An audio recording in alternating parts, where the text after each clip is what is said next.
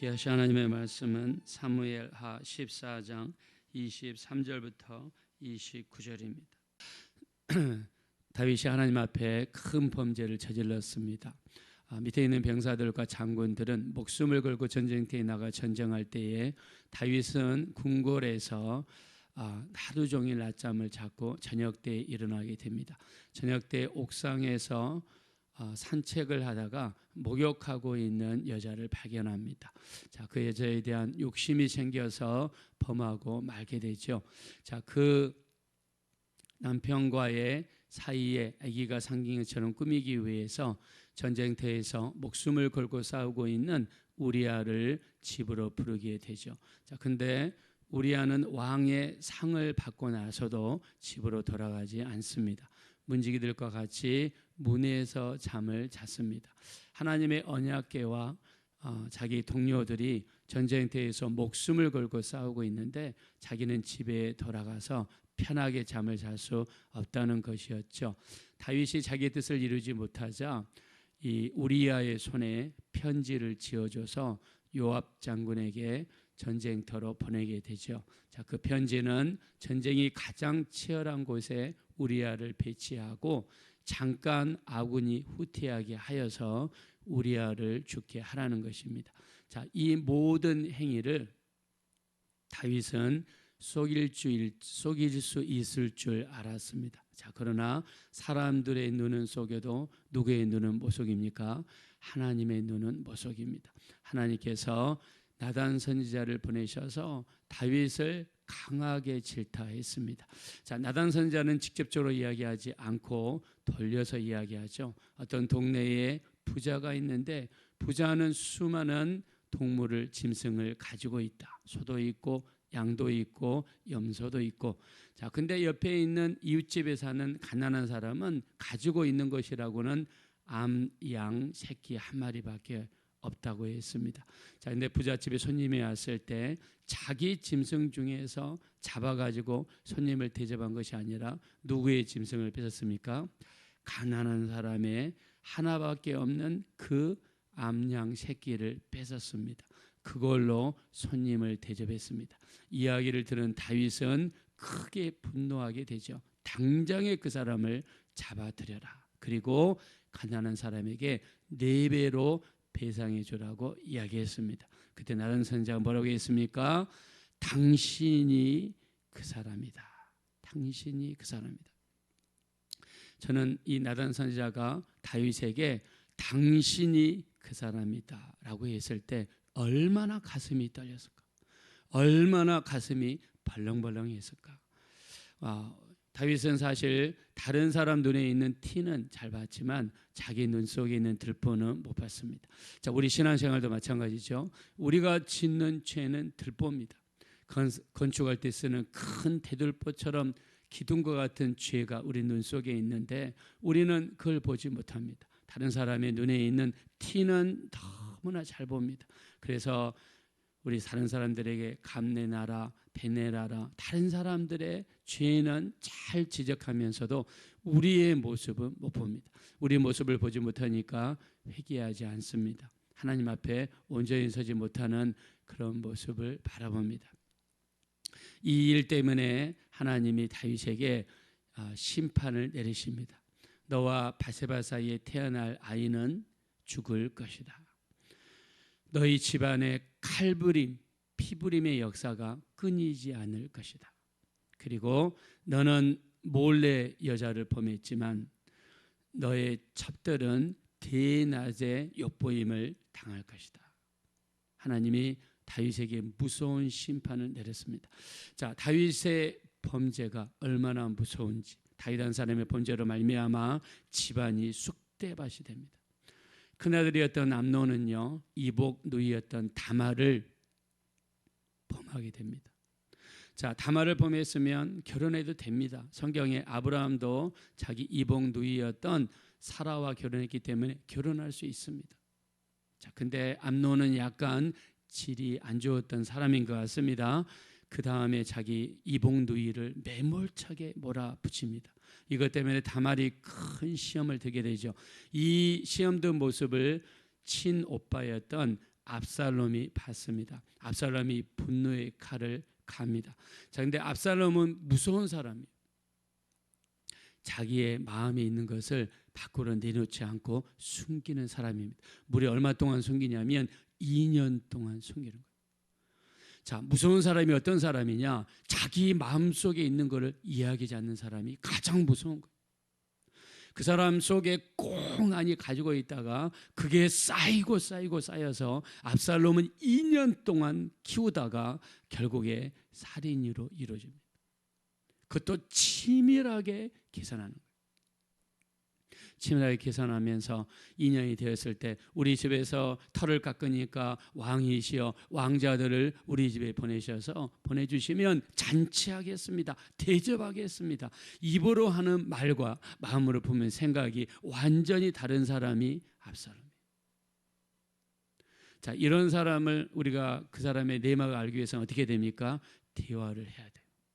그 사람을 찾아가서 그 사람의 말을 할 수 있도록 유도를 해줘야 됩니다. 자, 성경에 보면 하나님은 대화하시는 분이세요. 하나님께서 우리 인간을 만드실 때 가장 마지막에 만든 존재가 인간이고 우리에게 하나님이 다른 짐승과 다르게 주신 것이 뭐냐면 언어를 주셨어요. 하나님께서 아담과 하와를 에덴 동산에 구분하시고 거기에 찾아가셔서 같이 산책하시며 아담과 하와와 계속해서 대화를 하십니다. 하나님은 대화하시는 하나님이세요. 우리 하나님께서 우리와 대화하고 싶으시고 또 24시간 같이 살고 싶으시고 이야기하고 싶으셔서 우리에게 부어주신 분이 계신데 성령 하나님이에요. 하나님께서 영으로 우리 안에 찾아오셔서 우리와 대화하기 원하고 이야기하기 원하고 미주알 고주알도 좋으니까 모든 것을 내려놓고 하나님은 우리 음성을 듣기를 원하시는 줄로 믿습니다. 그래서 우리 기도하는 거예요. 그런 의미에서 새벽 기도는요, 새벽에 일어나자마자 하나님께 나와서 하나님께 예배를 올려드리고 찬양을 올려드리고, 찬양은 하나님이 기뻐하는 거죠. 이사야서 43장 21절 내가 이 백성을 나를 찬송하기 위하여 지으셨다고 했으니까 우리를 창조하신 목적에 부합하게 첫 시간을 하나님께 드리며 찬양하며 예배하며 기도하는 것은 완벽한 하나님의 부르심에 응답하는 행위가 되는 줄로 믿습니다. 완벽하게 응답하는 하나님은 대화하기 원해요. 그래서 우리 예수님도 시간만 되면 어떻게 합니까? 만사를 제껴놓고 아버지와 대화하기 위해서 우리 마태복음 14장 22절 지라들을 제촉하사 자기가 무리를 건너편으로 보낸 후에 너희는 배를 타고 먼저 건너가게 하시고 무리를 다 보내신 후에 기도하러 따로 산 위로 올라가셨어요. 예수님은 시간만 되면 아버지와 교제하시고 기도하십니다. 수많은 사람들이 병고침도 받고 예수님의 음성도 들려올 때 주님은 거기에 응답하지 않았습니다. 그때가 예수님의 기도 시간이에요. 예수님은 자기에게 말씀도 듣고 병고침 받으러 온 사람들을 제껴놓고 한적한 곳으로 가셔서 아버지와 대화하셨어요. 자, 하나님께서 우리 인간에게 이 언어를 주신 이유는 뭐냐면 서로 대화라고 주신 거예요. 자, 압살롬은 무서운 사람이에요. 자기 속에 있는 것을 이야기하지 않는 사람이에요. 그리고 계획을 오랫동안 세우는 사람이에요. 자, 근데 오늘 사무엘하 13장과 14장에서 무려 7년간의 기간이 있어요. 압살롬이 이 다말이 강간을 당한 다음에 2년이라는 세월을 준비하고 죽입니다. 그리고 압살롬이 도망을 갑니다. 거기에서 3년을 살아요. 그리고 다윗이 다시 불러들입니다. 불러들였는데도 2년 동안 아버지와 압살롬 사이에 대화가 없어요. 7년 동안 대화가 없어요. 7년 동안 대화가 없다 보니까 어떻게 됩니까? 압살롬이 그동안에 무슨 계획을 세웁니까? 구테타 계획을 세워요. 가만히 보니까 사람들이 자기를 칭찬하거든요. 사람들이 자기를 왕처럼 여기거든요. 자, 그 모습을 오늘 성경에서 이야기했습니다. 자, 우리 한번 말씀으로 돌아가겠습니다. 우리 23절입니다. 자, 23절 다 같이 읽읍시다. 시작. 요압이 일어나 그술로 가서 압살롬을 데리고 예루살렘으로 오니. 자, 그술은 압살롬이 도망간 장소입니다. 여기 13장 마지막 부분에 보면 암논을 죽이고 나서 도망간 데가 그술이라는 데고 거기서 3년 동안에 삽니다. 자, 근데 요압은 국방부 장관이죠. 군대 장관입니다. 가만히 왕과 왕자 사이에 보니까 이게 보통이 아니에요. 이렇게 갔다가는 나라가 망할 것 같다는 것을 신하는 느끼는 거예요. 그래서 요압이 중재를 합니다. 어떻게 하든지 압살롬과 이 다윗 사이에 중재를 하는 거예요. 자, 우리 이 암논이라는 왕자는 첫째 왕자였고 두 번째는 길르압, 세 번째가 압살롬입니다. 자, 근데 둘째에 대한 기록이 성경에 없어요. 그래서 아마 일찍 죽은 걸로 추정이 됩니다. 자, 그러면 다윗을 이어서 왕 서열이 누굽니까? 바로 압살롬이죠. 다른 사람이 볼 때. 자, 근데 하나님께서는 누구를 생각하고 있었습니까? 10번째인 솔로몬을 생각하고 있었어요. 자, 근데 사람들은 모릅니다. 요압도 모르고 압살롬도 모릅니다. 왜요? 다윗과 대화가 없으니까 서로 모르는 거예요. 자, 압살롬이 왔습니다. 자, 우리 한번 24절 보겠습니다. 24절. 다 같이 읽겠습니다. 시작. 왕이 이르되 그를 그의 집으로 물러가게 하여 내 얼굴을 볼 수 없게 하라 하매 압살롬이 자기 집으로 돌아가고 왕의 얼굴을 보지 못하니라. 3년 만에 돌아왔어요. 근데 아버지가 자기 얼굴을 볼 생각을 하지 않습니다. 자, 근데 압살롬 얼마나 뛰어난 사람이냐면 외모가 출중한 사람이에요. 자, 외모가 출중하니까 사람들은 외모를 보죠. 그래서 지금 다윗 왕을 이어서 다음 왕으로 누구를 지명했느냐? 사람들은 압살롬을 지명합니다. 자, 왜 그런가? 자, 그의 외모를 한번 보겠습니다. 25절입니다. 자, 다 같이 읽어보겠습니다. 시작. 온 이스라엘 가운데에서 압살롬 같이 아름다움으로 크게 칭찬받는 자가 없었으니 그는 발바닥부터 정수리까지 흠이 없음. 성경에서 이렇게 잘생긴 남자를 기록한 데는 없어요. 여기 보세요. 남자가 아름답다고 그랬어요. 남자가 얼마나 잘생겼으면 여자처럼 아름답게 보인다. 그리고 흠이 없다고 그랬는데 어떻게 성경에 표현했냐면 발바닥에서 머리 꼭대기 정수리까지 흠이 없는 사람이에요. 그러니까 누구든지 압살롬만 딱 보면 저 사람이 왕이구나 이렇게 생각했다는 거예요. 자, 이런 사람들의 시선을 받고 성장하면서 많은 사람들의 여론이, 자, 우리가 15장에 가면 이제 사람들의 여론이 압살롬에게로 가기 시작합니다. 자, 그러니까 압살롬 입장에서는 아버지의 허락을 받고 세자가 돼야 되는 거예요. 세자가. 다음 왕자가 세자가 돼야 되는 거예요. 그래서 압살롬이 아버지와 대화를 이야기를 합니다. 자, 우리 말씀 보겠습니다. 우리 29절입니다. 29절 다 같이 한번 읽읍시다. 시작. 압살롬이 요압을 왕께 보내려 하여 압살롬이 요압에게 사람을 보내 부르되 그에게 오지 아니하고 또 다시 그에게 보내되 오지 아니하는지라. 자, 압살롬도 문제가 있습니다. 압살롬이 요압 장군을 불러가지고 좀 아버지하고 좀 이야기할 수 있도록 해달라, 사람을 이렇게 이 군대 장관을 보내려고 하죠. 자, 근데 가만히 보십시오. 압살롬은 신하입니까? 아들입니까? 아들이죠. 아들이면 어떻게 할 수 있어요? 아버지한테 직접 갈 수가 있죠. 가서 아버지한테 무릎을 꿇고 아버지 잘못했습니다. 제가 형님을 죽였습니다. 이렇게 2차 제차 해가지고 죽였습니다. 이렇게 이야기할 수 있는 건데 압살롬도 대열하지 않습니다. 그냥 요압 장군을 나중에는 부르지요. 자, 그래서 아버지와 만나긴 합니다. 자, 그러나 그 이상 진전이 되지 않습니다. 압살롬과 대화가 없고 압살롬과 이야기를 나누지 않으니까 압살롬은 마음속에 있는 걸 드러내지 않는 사람이라고 그랬죠. 마음속에 있는 계획을 꾸준히 실천해서 나중에 이스라엘의 여론을 훔쳐가고 아버지의 백성들의 마음을 훔쳐가고, 그래서 쿠데타를 일으키는 정말 무서운 일이 이 압살롬을 통해서 일어납니다. 여러분, 우리가 대화를 하지 않으면요 오해가 돼요.